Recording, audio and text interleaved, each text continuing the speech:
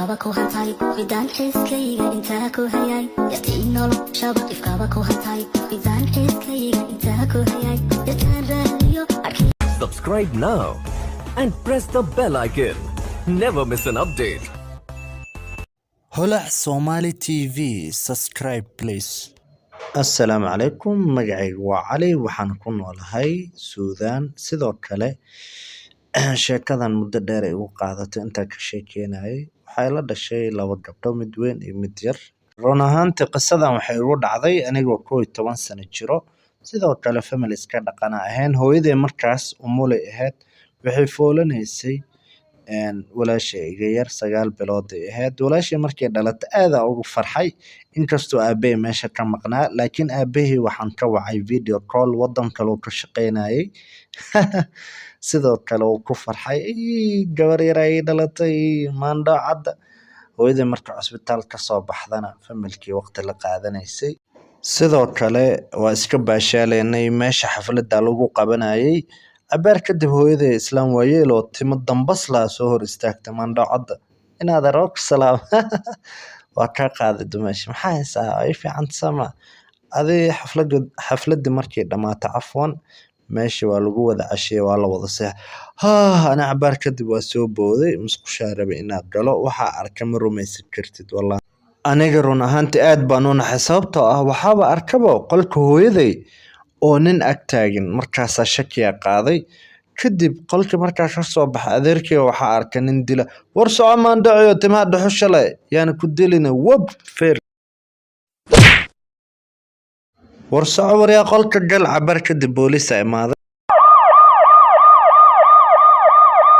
sidoo kale booliiskii adeerkay waxay ka wada hadlayeen si fiican uma maqlin markii dambe baxaan askarta adeerkay wuxuu war saxo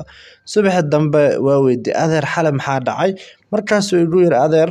gabadhiina yar oo hadda dhalatay baby bonka saamiyo waa la xadi rabay ninaa soo gala qolka asagoo xada aan ka soo gaaray kadib waxa yar war gabadha yar inta u wadataa isla markii dharbaaxan ku bilaabay على كل حال arintaas markii dhacday ninkii waa la dagaalay gabadh yareedna waa nooga celiyay isla markaas guriga waa la igu soo qaraacay nin askari ah igu soo qaraacay wuxuu igu yiri warmaan dhacay seetaan fiican taha run ahaantii ninka gabadhiina yar afduuba rabay qofaas soo shirqoolay afwan qofaas soo dirsada iraahdo qofkaas uu ahaa taliye bal ishaad markaas wuxuu igu yiri qofkaas qof kale ma aha waa islaanta waayeelka ahayd oo shalay idin soo booqanaysa timaha dambas kaleed qoftaas wax walba ka dambeysay cunugana ayada rabtay inay korsato alxamdulillah ala kulli xaal hadda islaanta waayeelka ahayd waa la xiray waxa lagu xukumay 10 sano xariga midda la yaabana waxay tahay habeenkaas hadana soo kici lahayn ama adeerkay soo kici lahayn gabadheena yar maxaa ku dhici lahaa saacadan waa la afduuban lahaa xubnaheeda laga ganacsan lahaa sidoo kale hadda nin weyn baa noqday 17 sano jira arintaasna wali aabay lama wadaagin hadaa la wadaaga aad buu uga naxaa sheekada labaad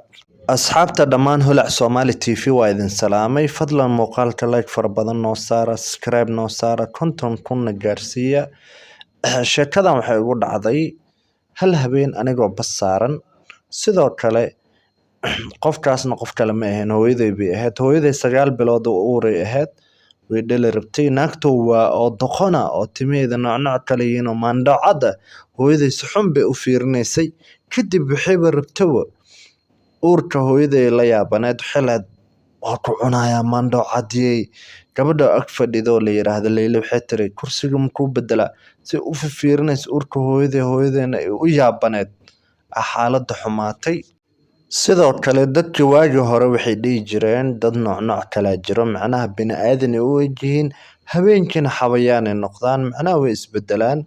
saasay tahay bini'aadan u wajihin maalinta habeenkina waxay noqdaan jinni baalali balaayi yeeshaan ay ka dhan nooc kale oo ay qaadaan sidoo kale bahaladan waxay soo baxaan xilliyada xaflado oo kale waxay ku keenaan cunto ama waxyaalo macaan haddaad ka ogolaato waxay ku keenaan dhibaato weyn ku suganta laakiin haddaad ka diido waa ka badbaadaysaa qisadan hooyaday waxa uga sheekeysay ayeeday ade baski markuu imaado meesha ugu dambeysay wili islaanta hooyaday si xun bay u daba dhiganayso way fiirinayso naamando cadanya iga reebo tima cilaan kale naam xaasika markaas aniga caloosha cunug ku waday lama dagaalami karin Adee qoftaan si ii daba socotay markii dambe waxaaba arkaba gaari meesha taagan taksi walaal ma kusii qaadaa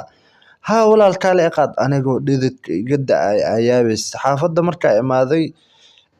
ninka awowgay ayaa soo dhaweey hooyaday soo dhawow kadib laabta u geliyey waxaan ku yiri maxaa saa dhan igu soo dhaweysay markaasuu igu yiri bahalka waxaa jira oo sheedaan korku bibi waay saas darteeda dhaqso guriga kuu soo geliyey aniga yaab ilaa maalintaas daaqadaha layga middaa la yaabana waxay tahay mar walba bahalkaa daaqado iga fiirin jiray maalimaha ka mid a gabadha dariskeena ii imaada waxay igu tiri quruxey leylo wax ma kuu sheegaa mar walba daaqadaada ninbaa soo hor istaago ama gabadho anba waa ka shakiyaa waxaas maxay yihiin waxaas waa khuraafaada u maleyna aniga cabsida ma dhahdaa asxaabay layga saara waana ku mahadsantihiin daawashadiina like fara badan noo saara sheekadeena saddexaad sheekadan waxay igu dhacday anigoo 13 sano jiro magaceygana waxaa la yiraahdaa Seenab sidoo kale waxaa jira walaalkay asagana iga yara weyn waxaana degneen dabaqa 7 saasita iskuulka ka imaanay laakiin wiishkii noo shaqeyn waay marka walaalkay wuxuu igu yiri Seenab na Campbell waxa fuulayna jaranjarada aan soo fuulnay asaga waa nin oo iga hormaray aniga laakiin waa daalanaa waxaa dareema qof oo hoos ka soo socda aniga naxdin oo kaba qurdhub xiran aniga markaa isiri fiiriba waaba gabadhooba naxdin isla markaa koraa iska sii fuulay ugu dambeynta hurda ay qabato iska seexday waa soo booday saqda dhaxabinay nafsadeyda dhan si kale noqoto waxa dhidid iga da-ay haddaa aragto waa yaabaysa riixunaan ku riyooda isla markaa daaqadaydan way furneed wax ii furana ma aqaano isla markaa waxaa iska dhigaa qof jiifo hal il markaa furo oo gabadha saaka gaduudan arka namaandho cadee waa ku cunaya aniga qaylo waa qofii maxaa iga rabtaa waa ku cunaya doqon iyo xunta aniga aqoon ma ii leedahay aniga naxdin ma dhahdaa waxaa sameeya ilaa amarkiis qofta waa iska fujiyey waa soo cararsa u soo ordayay waxa uu imaaday familkeena mid ka mid ah waxaan ku warka amaandho ay jiifane maxaa kugu dhaca qofii maxaa ii kicinaysa saacadan war qofta ay soo weerartay maalinta xigtay qolka 404 qoftii oo ku dhimataaba arka naxdin aniga waxaa isir qoftii yaa dilay yaabi tacajub dhiigeeda dhana dhulka daadsan meesha ugu layaabka badan waxay tahay xitaa bisadeedii waa la dilay bahalka lagu qubaystaa lagu dhex tuuro wada dhiigi ahayd habeenka xigtay anigoo iska jiifo la markiis shanqaran ku soo kacay shanqartaas waxay ahayd qof qolkayga soo galay daaqadana maandhacadii oo ka cunaya qofta dhimato soo kacda aniga naxdin oo bisadeedana wadato acuudu bil meesha layaabka badan waxay tahay mar walba qoftaan riyada igu imaada anagoon ka duceystaa subax walbo